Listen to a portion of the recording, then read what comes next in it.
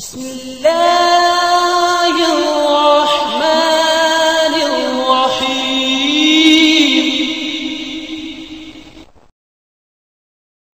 ایک انتہائی اہم جو سوال ہے، بڑے سارے دوستوں نے نماز جمعہ سے پہلے بھی پوچھا ہے اور ابھی بھی ایک دوست سرگوشی میں پوچھ رہے تھے۔ لاہور کے اندر ایک ادارہ ہے، مدرسہ ہے، وہاں کے ایک مفتی صاحب کی اپنے ایک نوجوان شاگرد کے ساتھ نازیبا حرکات والی ویڈیو جو ہے وائرل ہوئی ہے۔ مفتی صاحب کی عمر جو ہے وہ 65-70 سال کے قریب ہے، اور جو لڑکا ہے اس کی عمر بھی 20 سے اوپر ہے، اور وہ باریش ہے۔ اس واقعہ کے مختلف پہلو ہیں۔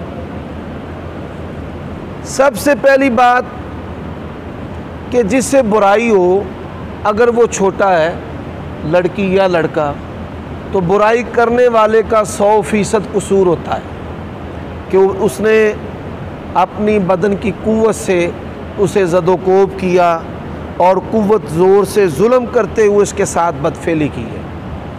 اسلام نے اس کی بڑی کڑی سزا رکھی ہے کہ جو قوم لوط کا عمل کرتا ہے اس کی گردن اتاری جائے، اور اگر یہ عمل فریقین کی رضا کے ساتھ ہوتا ہے، اس میں جبر اور ظلم شامل نہیں ہے، تو دونوں کی گردن اتاری جائے گی۔ اور تیسری بات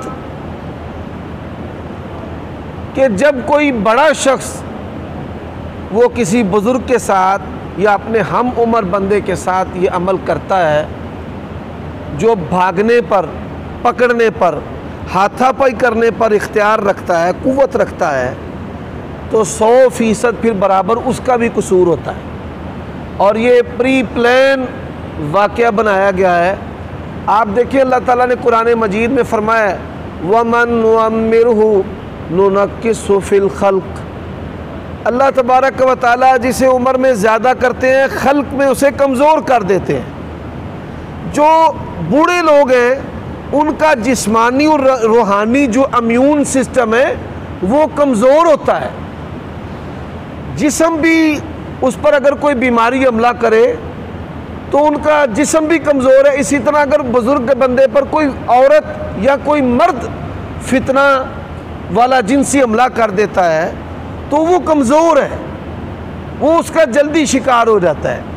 تو میں اس واقعہ میں یہ سمجھتا ہوں کہ یہ پری پلان ان کو شکار کیا گیا ہے۔ لیکن اس واقعے کا ایک دوسرا پہلو ہے۔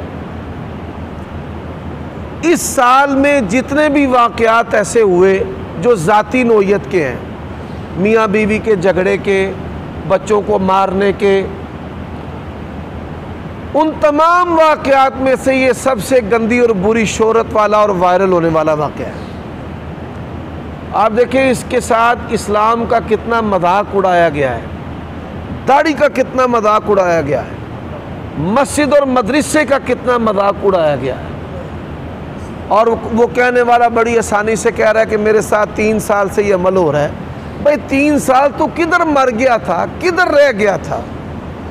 اس کا اظہار کرنے کا ایک ذریعہ ہے قانونی، یا جو جماعت کے اکابرین ہوتے ہیں ان کے سامنے۔ تو میں یہ سمجھتا ہوں کہ اس واقعہ کی ہر صورت میں مذمت کرنی چاہیے، اور لیکن سب سے بڑھ کر جو تکلیف دہ بات ہے کہ وہ کافر داڑھی کا، مسجد مدرسے کا اور اسلام کا مذاق اڑاتے ہیں۔ اللہ تعالیٰ ہم جی بالکل بدنام کرتے ہیں۔ اللہ تعالیٰ ہم ایسے تمام شرور سے اللہ تعالیٰ جو ہے وہ ہمیں محفوظ فرمائے۔ ایک نوجوان آدمی ہے، اس میں شہوت کا غلبہ ہے نا، اور یہ کوئی جنسی فتنہ اس پر آئے گا تو وہ اس میں گرفتار ہو جائے گا۔ بوڑھا جو بندہ ہے وہ نوجوان سے بھی زیادہ جلدی گرفتار ہو جاتا ہے۔ ایسی چیزیں اپنے بزرگوں سے، بوڑھوں سے دور رکھنی چاہیے۔ اور یہی بات میں اکثر اپنے دروس میں کہتا ہوں کہ علماء، ائمہ، واعظین، نوخیز لڑکے ان کو اپنے قریب نہ آنے دیں، نہ بٹھائیں، نہ خلوت میں ملیں، نہ وہ ایسے فتنوں کا شکار ہو۔